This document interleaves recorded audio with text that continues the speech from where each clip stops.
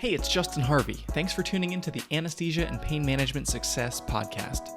With APM Success, we take a close look at important topics pertaining to business, practice management, personal finance, and careers for anesthesiologists and pain management physicians. We work hard to take your critical questions straight to the experts. Thanks for listening. Today I had an amazing conversation with Dr. Dena George, and I think you're really going to enjoy it.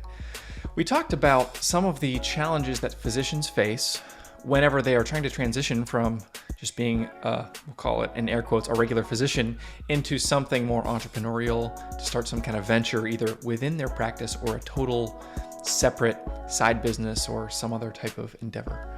And there's a number of unique challenges that doctors face, and frankly, the medical education system sort of hardwires certain responses and personality traits even into doctors that are not helpful when they're trying to push off in new directions and get outside of their own comfort zones.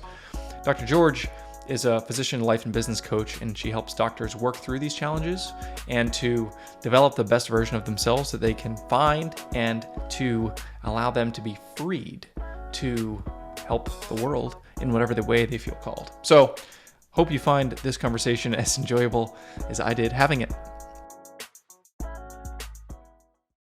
Hello and welcome to episode 86 of APM Success. I'm very pleased to be joined today by Dr. Dena George. Dr. George is a family medicine physician. She's a podcast producer. She's a life and business coach. She's a lifelong learner. She has a lot of wisdom and has had diverse life experiences that have shaped her perspectives. And she does a lot of work in helping physicians make a transition to entrepreneurial ventures or to greater career fulfillment. And I'm really excited to have Dr. George here with us today. Thanks for joining. It is truly an honor to be here. So for starters, why don't you tell us a little bit about what you're doing right now? Because this is, I've met more and more of professionals/physicians like you who have come through medicine and in some cases are still practicing, but also have developed a passion to help doctors navigate it more effectively for themselves. So tell me, what are you up to right now? What I do now is based on the premise that clear and focused physicians change the world. And I work to combine mindset with marketing to amplify the voices of people, not people, but physicians who are doing amazing things, to get out of the place of being stuck and figuring out, how do I write this? How do I say this? There's people I can help. I don't know how to move beyond that and to really share the message and share the story and share the way that others are served. Awesome. I love that mindset plus marketing. I think that's really intriguing, and I want to zoom in on that. And specifically with marketing, many of the physicians I know, and we were just talking about Dr. Padilla, who was a prior guest on this podcast, his pronounced humility, if it's not sort of oxymoronic to describe it in that way, he's not at all self-promoting, but his passion for what he does, I think, brings that sort of promotional vibe when he just starts talking about how he wants to care for women in childbirth and all of that. And I think what I have observed from many physicians is that the idea of promotion, the idea of marketing, of self-aggrandizing, if we take a more sort of loaded term, it's not at all innate. In fact, it's usually sort of probably beaten out of you along the way. Like if you're the resident who like points to yourself, people are going to say, hey, like tone it down, dude. We're a team, you know?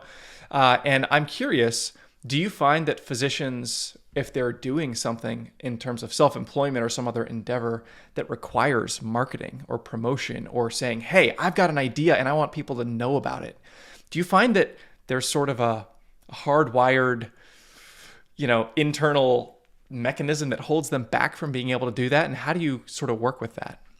Yeah, it's like having your hand on the emergency brake. And then anytime it's uncomfortable, you just pull it Yeah, and everything yeah. starts to a halt.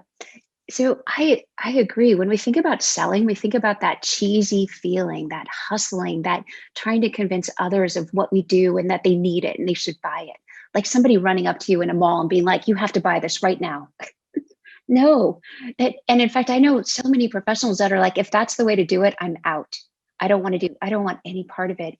And marketing is really just sharing value. It's sharing value on how lives can look different, how they can feel different, how they can function different because of your product or service, where the focus mostly is on the individual and what is possible or what's available to them. So having less pain, getting out of the, or not having to wonder if you can get out of bed in the morning, not having to wonder, is there somebody who's going to advocate for you during surgery? No, that's what your doc is doing. That's what they're going to help you do, help you become is somebody who can live a more functional life. So it's really just sharing value where the majority of the focus is on the individual that you serve. Some is on the product or service that you provide that helps them achieve that result. And a tiny bit is on self. And I find that for physicians, when it is that way, it is incredibly comfortable and it switches the script to become a disservice not to share.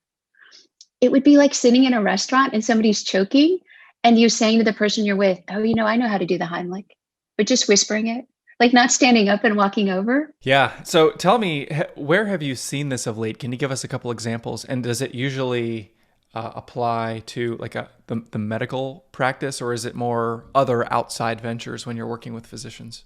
When you're helping physicians work through this idea to say like provide value, talk about the problems you're going to solve, how people are going to benefit, are you freeing them to usually like a clinical practice type of thing, or is it another idea or project or business that they're working on? It truly can be anything. It can be a way to start a practice and start it from a framework of we're not just going to grind people and get them through, but rather we're going to create this practice from a way like I'm going to create the practice that I want to go to, the one that isn't rushed, the one that's accessible, the one that works with me with regards with insurance. So it can be a very traditional practice. It can be a non-traditional practice. It can be a side gig. It can be developing an app or a device. I mean, anything where there's a deeper calling, the framework works. And the framework that I use is a story brand framework. What I love about that, it's the use of story and the person you serve is the hero and you help them win. Yeah, I love the story brand framework. I'm familiar with it. I've read the book. I tried to build my website using that paradigm. I'm not sure how good of a job I did. I'm actually going to redo it with another story brand certified guide to help me do that. But I'm curious, how did you become aware of story brand? How does it distinguish itself from what we'd call like a traditional marketing approach? Yeah, so I attended Business Mastery a year ago, pre-COVID, and Donald Miller, he's the founder of StoryBrand. He wrote the book StoryBrand. He was up on stage and he led us through about a 2-hour exercise to develop a one-line statement about the business. And he went through the different parameters that were needed. And you start out when you write this, that the one-liner is about this long. And he works with you to just get more narrow, more clear, more focused on the results that are possible and available. And at the end of the session, he had about 5 people stand up and read their one-line statement. And he took the clunkiness of it and the jargon of it, and he put it through his mind, and out his mouth came out this beautiful prose where you just go, I want that. Like, I have no idea what the business is or what it does, but I want that because I just heard so much value in the way that it was phrased. And he did this person after person after person. And I thought, I know how to do that.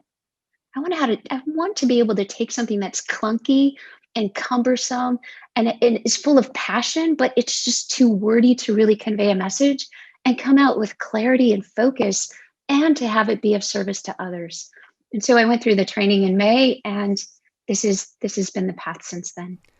When you're working with physicians and they come to you and say you're doing the equivalent of this exercise with them and you say, give me the one line for like communicate the passion of what you're trying to provide to me. Can you give us a little like, here's the before and after of what do your clients or your peers, where do they start? What's the starting point look like? And how does that evolve and refine as you sort of filter it through this story brand paradigm? Yeah. So the beginning usually sounds like, I know this is silly, but I want to. And and I find that there's 3 things, like truly 3 things that physicians have to overcome to be able to take the next step to be an entrepreneur. And again, this is regardless of whatever business you create, it doesn't matter, but it's to become an entrepreneur. And the first one is judgment. We're so good at creating judgment-free environments for the people we serve, and we're horrible at doing it for ourselves. And I think it's the judgment that kept pushing us to get through so many years of training and focus. But at this point, to do something new, it doesn't work at all. And the judgment can be very subtle, like, I know it sounds silly or it's kind of stupid, but it can also sound a lot more critical too. And that's the first road mark, is to acknowledge that this judgment is present and that it's not going to help you move forward, not on this new adventure where there's a lot of unknown. Uh, it then transitions to getting to what is the idea. And it might be very nebulous. It might be clear, but not focused. It could be at any stage. So then it starts to become I want to serve people that are, I want to serve women, maybe. I not only want to serve women, but I want to serve physicians. And I want to help them not ever have to be burned out. And then it becomes even more clear. So I serve women early on in their career to maintain the joy in medicine. And I do this by fill in the blank. So it's that transition from there's something I want, but I'm not sure if I can even say it, to it's becoming more clear to this is exactly who I serve and how I help. And we talked about what's necessary, putting down the judgment. So first acknowledging it's there and then putting it down. The second is comparison, because anytime physicians have ideas, the thing we do is we look around and we see who else is doing it. How many people are in this space? Because if there's one, if there's two, if there's 10, that's too many. I don't have anything else to add. That's that judgment piece too. And then the third thing to overcome, to really move along that spectrum to getting clear and focused, is to let go of needing to know how. You can't possibly know how to do something until you start doing it, and really until you've done it, and then you'll know exactly how you did it. When it comes to being an entrepreneur or being a business owner, there is no manual for you. It doesn't exist, because there's no manual that says you, with these interests, these skills, these hobbies, these networks, and bringing that all together to create what you envision, not just to create it, but to create it in service to those who need it, those who want help, need help, those who are suffering.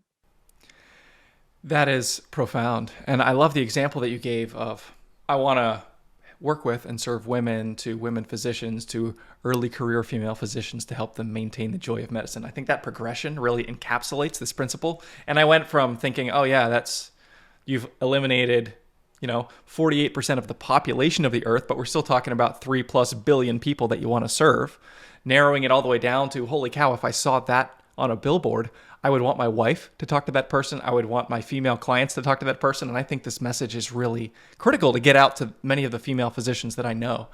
And obviously, as you get more specific, you take it down from the 3.7 billion people that you can serve all the way down to a very small segment. So as you're working with physicians to identify, who am I really talking to out there that I want to serve with either my practice or my business, do you find that they struggle with that idea of being specific, because they want to be able to serve 3.7 billion because there's more potential customers or patients out there for me?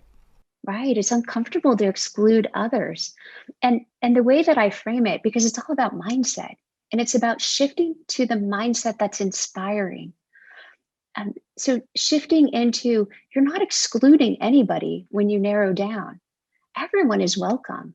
But what you're doing is you're really speaking to people who want something more, who want something better. And a business, in order to call it to a business, is the ability to serve others, meaning others are willing to pay for the product or the service. That's what creates a business. Otherwise, it's a hobby or a volunteer process.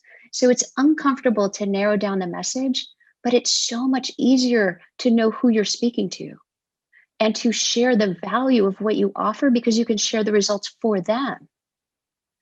And I recorded a talk recently, and in it, I used the example of, if somebody has a vegan, gluten-free product, they could speak to all humans, but they're really going to dilute the message and the value of that product until they're really speaking to somebody who wants a vegan product or a gluten-free product or both. Now they're speaking the language, they're using the terms, they're showing the value, they're showing how this can improve that individual's health. Is it excluding everybody else? No. They're welcome to try it. They're welcome to buy it. But it's really speaking to those who have this problem they want to solve, that maybe they want more variety for gluten-free vegan products. Talk a little bit about the idea of identity, specifically self-identity for a physician who's kind of going through this process, and they go from, this place of insecurity and self-judgment to sort of maturing in their perspective to a place of growing conviction to the point where they think, holy cow, like I'm doing a disservice to withhold what I can provide to the people that need it. How does that evolution take place? And is it an intentional thing, do you find? Something that you have to sort of focus on, or does it kind of happen by accident as someone's walking down this road? I would love to say that there's magic, but there's not. It's an incredibly intentional process. And as you said, it's a transformation. So it's the identity we have got us here.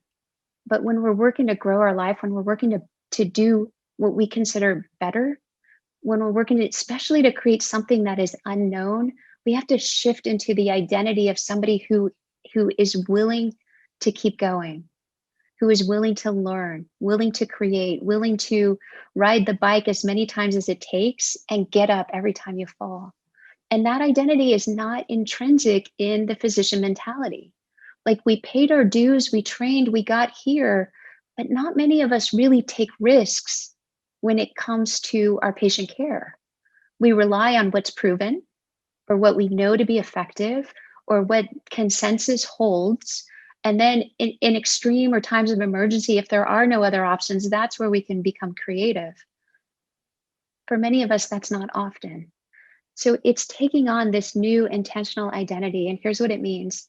It means letting go of the rules that got us here. The rules that it has to be easy, maybe. The rules that it's going to work the first time. The rules that you should be good at this. You should know how to do this. Like, we come up with all kinds of stuff.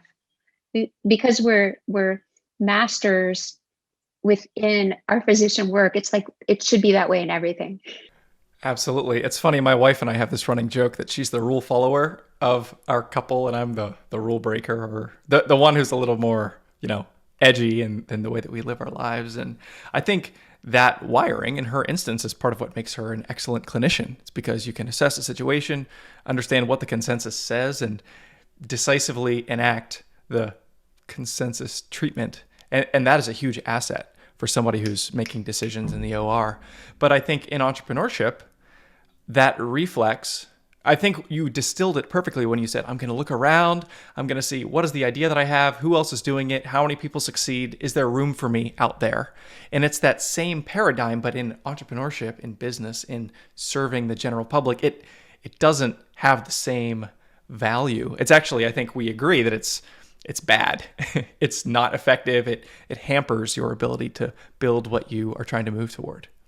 Right. So one of the things when we're doing something that's unknown or uncomfortable, we tend to see ourselves rather than the person that we can serve. And the new identity really has to be focused on the person that we can serve. So I was talking with a physician recently that wants to develop a course that addresses burnout before it happens. It addresses really finding the deeper connection with patients and experiencing the joy of medicine. And we talked about what do you have to let things go in order to move on, move forward. So keep what works and then add to your tool set and let go of what's not working. And so some of the things that were necessary to let go of are, it's supposed to work the first time. It's supposed to be easy. People are supposed to automatically come to me and sign up. And that's not how it works. And so we talked about every expectation like that creates a larger distance between the person you and the person you serve. And the more that you can be clear and focused, the narrower that gap becomes so that they're right there and you see them as right there and you speak to them as they're right there. I find this is one of these other paradoxes that's so beautiful in life. Whenever I am struggling with the way that I serve clients, or I want to do a better job, or I'm feeling down in the dumps and I get out of bed and I'm like, oh my gosh, am I even helping anyone out there? The thing that usually gets me back on the track and moving in the right direction is reaffirming in my own brain, I'm doing this for others. And others, to some extent, need and depend upon me being the best that I can be. And others are going to value and benefit if I keep on providing, putting in 110% each day. And it's not no, Justin, you're good enough. You can do this. I mean, I think that works for some people in some contexts. But for me, that isn't what motivates me to, step back in the batter's box and take another swing, even if you struck out the last 9 times. It's people out there need this, and I want to deliver it. Yeah, and you do in so many ways, and it's absolutely incredible. Meaning the value that you offer in your podcast, the information that you offer, the things to consider, just in the podcast alone, and then the other avenues that you do that as well. And I think what you really embody is a spirit of learning and growth, and being where the people you can serve, being where they're at, and talking to them, and just sharing your ideas or sharing the value or helping them to dream bigger. So what I found is really helpful, just in terms of taking those steps to clarity and focus, is to move away from title and not let title be what you're about. And I was thinking about this in terms of you, like the term financial advisor. I don't know if you would use that, but financial advisor, to many of us, it says something, but that might be what you do. But what you really do is you help people dream bigger than they think is possible, and then devise a plan so that dream becomes a reality. Because it's so easy to sit back and have a dream and think it's impossible. And it's always this dream, like winning the lottery, just this dream that you don't take action on. But what you do is you help people say, you know what? That's not impossible. You can create that. And here's how you can do it. And then get deeper, like, why do it? And really bring out that calling. And that's like the greatest gift that you can give to others. Totally agree. I think you just described the highest and best application of what I do. And when it's really clicking and really working, it is freeing people to step into their dreams. And I couldn't have said it better myself. I want to talk for a minute about this idea of mindset. We've talked about it in the past on the show, and I want to share a little bit about sort of how I've come to understand what this means. And I'm really curious in your experience how you were first exposed to the importance of this and how it's evolved over time. So I'm here in Philadelphia. Philadelphia is the home of many things. Rocky is one of them, Sylvester Stallone, and I grew up watching this movie with my dad, and I had this experience that will always stick in my mind when I think about the importance of mindset. I read this book called Psycho-Cybernetics. I'm not sure if you're familiar with it, but it was the one that opened my brain to what it means to basically apply all these principles we just discussed in the last 8 minutes or so. And I was reading through this book, and at the same time, I went to see Creed 2 with my dad here at the theaters in West Philly. And there was this, first of all, I'm a sucker for a good training montage, and Rocky's obviously full of these, where there's this in Rocky 4 is my favorite one, where he goes to Russia and he's like going through the snow, carrying logs and swinging an axe and all that. But in Creed 2, there's this moment, this training montage where Michael B. Jordan, he's like running through the desert on the street, and Rocky's like behind him in a Mustang telling him, go faster. And he falls flat on his face on the pavement. And there's this moment of he's training really hard and he's had this sort of physical/mental breakdown. And then, it's kind of dramatic and it waits. And then he gets up off the pavement and he reaffirms, or he pushes through that wall or whatever it is. And I think in this moment, not only is his body being forged and trained, but also his brain. And I would argue that that's actually the thing that, brings about his success ultimately. And so I was watching this. It was right after I read this book, and I had this experience. I kind of liken it to whenever you buy a car. I have a silver Honda Fit, and I didn't realize there were so many silver Honda Fits out there until I bought one. And I was like, holy cow, everyone drives this thing. They're all around. And I have found that this principle is true when it comes to mindset, training the brain, developing this identity and this idea about like, why am I doing what I'm doing? And then once you see that and you internalize it, you look everywhere and it's all around, and all the successes are marked by it, and all the people who are really doing big and important things, they have, whether knowingly or not, they have internalized this principle to say, I need to understand why I'm doing what I'm doing. And I need to understand that when that voice, that preface that a physician might say, this is a stupid idea, but they identify that voice and they say, there's no room for you here. and that's a lie, and I gotta throw that off and press through. I think that is something that I've just seen all over the place. So I say all this to say I'm curious how your journey with this idea has been, knowing that physicians and entrepreneurs who really get their arms around this can be freed to greater heights. And I think in many cases it's actually it's like an epiphany moment, like Michael B. Jordan getting up off the pavement. I don't remember where it started. So I know that I always really enjoyed motivational talks and self-help books, like throughout my life. I thought I was the only one. It turns out a lot of physicians like the same things. But one of the things that's really governed my life is I can do that, or maybe I can do that, to help keep going. And I was thinking about that this morning. Like back in 1993, I just graduated from college and I decided I wanted to go to Russia. It was very early for Americans traveling to Russia, but I decided I wanted to go, found a way to go. And while we were there, we flew from Moscow to Ulan-Ude on Aeroflot. The US State Department released this thing: one, don't go to Russia; two, don't fly on Aeroflot. And there I was. And it was just based on the sense of, I want to do that. I can do that. It took me 4 times to go to be accepted to medical school. And each time it was this crushing defeat and this sense of, okay, I'll try again. Okay, I'll try again. And then the year that I got accepted, it was this resounding sense of, I'm all in.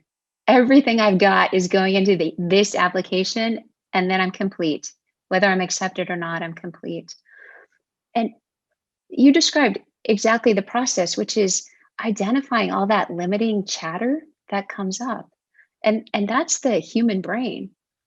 We personalize it because we often don't talk about our doubts, our fears, our uncertainties with others, like in a deep way. So we think it's just us. Oh, that's just me. That's who I am. But it turns out that's just the human brain. And it's doubt and it's fear and it's uncertainty. And we believe it. And so we play small.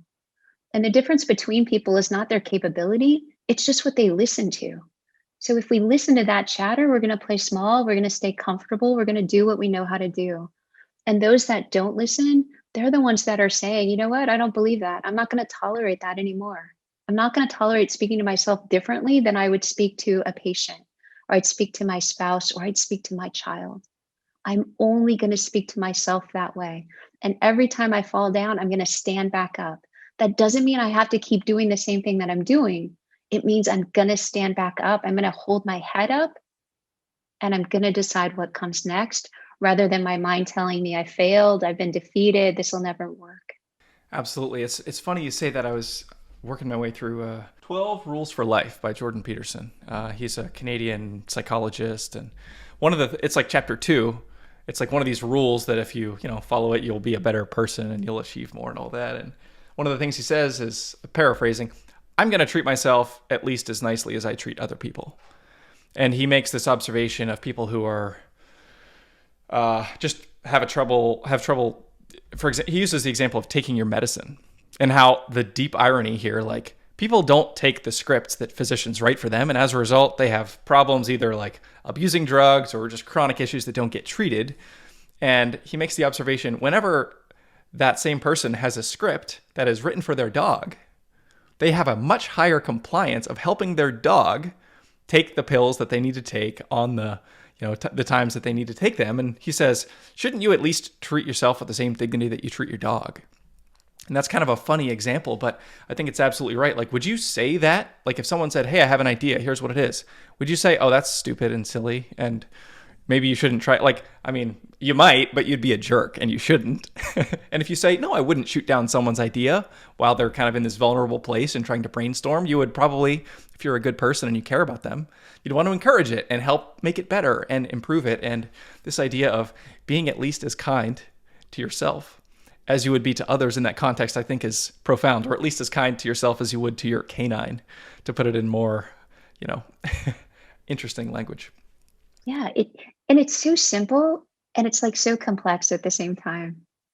It's so simple to say that, and then we have all these reasons why we don't, we shouldn't, we couldn't, takes too much time. Just the excuses. But I think we can, I think it's totally possible that high achievers can develop an intolerance to the things that go on within us, to really see them as destructive, as holding us back, as keeping us from the people that we can help in any capacity, whether it's as a community member, whether it's as a parent or as a spouse. All that chatter, all that stuff that keeps us down, keeps us from really experiencing the fulfillment of life, which I believe is deep connection. As you've gone on this journey, personally as well as professionally, have you had any role models or people who have helped you sort of unpack or apply these principles meaningfully? Yeah, for sure. A- And that's one of the things that I had to learn, which is to not do this, not be quiet and just whisper what my ideas were. And when I started making connections, there's two individuals that I really appreciate their mentorship. It's Letizia Alto, and she and her husband are the founder of Semi-Retired MD, and Sunny Smith, who leads the Empowering Women Physicians group. The two of them just have been huge mentors as far as mindset and growing and developing a mindset that really stays focused on service to others, and that it has been so profound. So the influence of just their mindset, of how they created their mindset, of the resources and tools that are available, and the network that helps them keep going, and not just going, but going, so that they're continuing to reach more of who they are and to share that with others. Yeah, there's this another book that I've talked about on this podcast in the past, The Alter Ego Effect by a guy named Todd Herman. And he makes this observation. It's a lot of these same ideas. And he says, which person is the actual person? Is it Clark Kent or is it Superman? Who is the most essential, component of the identity? And he says, well, it's Superman. Superman is the real person. And Clark Kent is actually the facade or whatever. But because Superman has the ability to do all these things, and that's inherent to who they are. And so if you're feeling like Clark Kent, essentially there's this is going to sound super cheesy and self-helpy. And it's funny because I used to kind of laugh at this stuff, like there's a Superman inside you somewhere. but that's the truth. And I can't remember if I've talked about this on this show too. I have this theory about Tony Robbins. I don't know if I've shared this. And I think that there's three types of people who have opinions about Tony Robbins, and I have gone through this progression in my life. But the first type of person is the person who says, "Oh, I can do." And anybody who doesn't know, Tony Robbins, obviously motivational speaker, self-help kind of guy, like empowerment and achieve and go forth and conquer kind of guy. There's the people who I would say, like, they don't know enough to know that when Tony says you can do it, that doesn't mean you can do it. Like, just because some guy out there says you can do this thing, that doesn't give you the ability to do it. That's sort of like the bottom rung on the ladder. And then there's the second rung on the ladder, which is like the people out there that are smart enough to know that just because Tony says you can do it doesn't mean you can do it. So there's this cynical aloofness that's like, oh, that guy's like a charlatan, whatever. And they're not necessarily totally wrong. But then I have gradually become aware of this third rung of the ladder. And this just happens to be occupied by hedge fund managers, world-class athletes, politicians, performers, and many of the greatest achievers of our time who say, Tony, that guy, like, he helped me do what I've done. And he has the secret sauce, basically. And so it is a confusing paradox looking at these ideas and someone like him who is a very, I think people fall on one side of the fence or the other when they think about what he is and what he's done. He's a guy who's basically majorly monetized many of these ideas. But the fact is, they have transformed and enabled so many people who have done so many amazing things that you just can't look past it. And I just have to look at that and laugh. And this is part of the process for me of kind of buying in more and more to these ideas that we need to intentionally cultivate these disciplines mentally and with our identity, and then sort of step into that reality when we walk out our front door. There are two takeaways from the business mastery that really resonate for me. The first one is anything that we want to do, it's 80% psychology, which is mindset, and 20% strategy. Like so often we think about, oh, if I knew how to do it, and just going back to what we talked about earlier, if I knew how to do it, then if I had the right strategy, that would make the difference. But it's not that 20% strategy, it's the 80% mindset, the why, the being so passionate about what results are available and possible that you can create, that only you can create, and staying focused and determined to get on the bike as many times as it takes to reach the destination. So 80% mindset, 20% strategy. And the other is so humbling.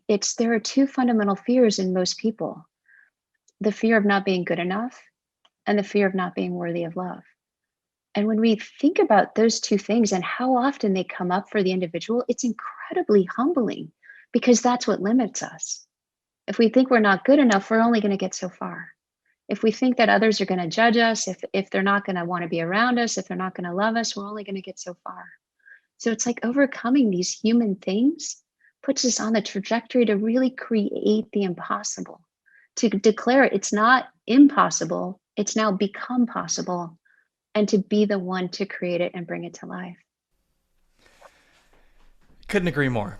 So the substance of this conversation has been a little bit, I'll say, esoteric for the last few minutes. So in the time that we have left, I want to bring this down to earth where the rubber meets the road. And maybe somebody is out there listening saying, guys, this sounds great. If I believe in myself, I can achieve great things. But how does this impact me? Because right now I'm at clinic. I got to see so many patients. I don't have time. I can't hit my RVU numbers. I'm stressed out of my mind. My spouse is, isn't happy with the way things are going. My kids are running amok, and like my life is about to go off the rails. And give us like a couple baby steps to take these principles, to take some of the disciplines perhaps that you have either practiced or help your clients practice, to begin to make progress, to start to peel back some of the layers on the onion and start to, move towards that more ideal dream existence that we're all sort of wired to move towards in some way or another. So the first one I would say is, don't believe everything you think. So just because something comes up, like our mind is constantly throwing us out stuff to snack on all the time, and just in the form of various thoughts about people, about the job, about the day ahead, about the spouse and what they should be doing. So just because our mind comes up with something doesn't mean that we need to believe that it's true. We don't have to believe that it's necessary, and we don't have to believe that it's going to be helpful. So if I think about my husband and he should have taken the trash out last night, that's not helpful. It's not going to inspire a positive communication between us. If I think about my husband and I think what it is that I value about him, and then I'm going to step into a conversation to problem solve things that are just minor irritants. So don't believe everything you think. The second is, I think that we really lose our value in medicine, and lots of encouragement to kind of step back into that space of, here's what I'm able to do. I'm able to not just see patients in clinic, but help them in this variety of ways. So help them survive a surgery, help them have less pain, help them be more functional, help them get back to work, whatever it is. And to start to see yourself through that lens of being valuable, to see yourself through the lens that your child is going to see you as the best parent that they know, that your spouse is going to see you as the one that they can't believe they're married to really take off that criticism and that judgment through the day. Because a lot of the things that we deal with are merely irritants that don't need to steal our energy and don't need to steal our joy. Inevitably, for many people, they do. Is there a way to, and this is a little bit of a leading question, I'm just thinking about what I do to sort of capture this and build it into my life. But how do you recommend, if someone says, oh, that's great, like I should think these things, do you have a recommended sort of structure that can take on if someone who wants to grow in these, like taking your brain to the gym and your identity and your attitude, how do you do that in a regimented fashion? I think it's like anything else in terms of setting a goal. There are lots of ways. So let's say I wanted six-pack abs. If I set that as my goal, there are probably 1,000 ways to develop six-pack abs. I'm going to just start. I'm going to pick a way and start. So how do we speak more kindly to ourselves, one is identify when we're not. And two is to develop a practice that we get in touch with ourselves. And for some, that might be a prayer practice. It might be a breathing or a meditation practice. It might be a writing practice. It might be a volunteer practice. But picking one place to just start and see what you can learn from it, and then adding on from there. Awesome. What other principles, ideas have you bumped into as you've worked with different physicians and you've seen the problems and hurdles that they've faced? What other things have you helped them address that you think warrant mentioning in the time that we have remaining? I think that community is essential. So being surrounded by a community that's challenging themselves to do better, and it doesn't have to be in the same way, but just challenging themselves to do better so that you're sharing a struggle of growth, because there is a currency to growth and it's uncomfortable. So having those that are in the same thing so that you see, oh yeah, this is how it's supposed to be. Okay, I'm going to keep going. So that's number one. Number two is investment. So really investing in the process. We, as physicians, we like to do as many things on our own as we can, but we can only take ourselves so far. An investment might look like a book or a course or a seminar or a conference or hiring somebody or approaching somebody to be a mentor. I mean, there's lots of different ways that it can take form, but investing, whether it's money or the time to create that resource, just making a commitment to invest in it, because that's really going to accelerate the difference, or it's going to help accelerate the results that you want to achieve. And then the third is to grant yourself a lot of grace. Like, no matter how high achieving or high performing that we are, we're still human. We're still imperfect. We're still going to fall and have to pick ourselves back up. And having grace for that part of who we are.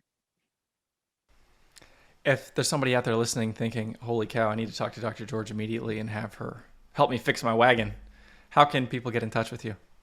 Yeah. So on LinkedIn, Dena George MD, on my website, georgemdcoaching.com.